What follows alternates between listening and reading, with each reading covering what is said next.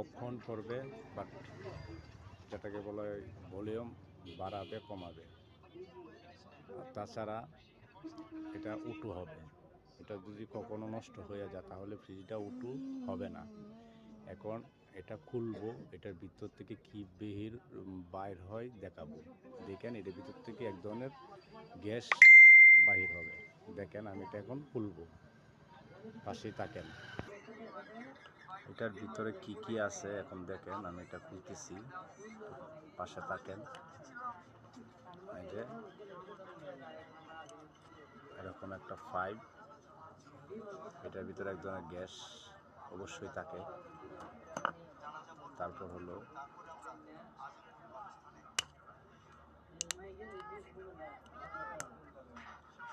এই যে এরকম আরো অন্য অন্য পাশপাতি অবশ্যই এর ভিতরে আছে।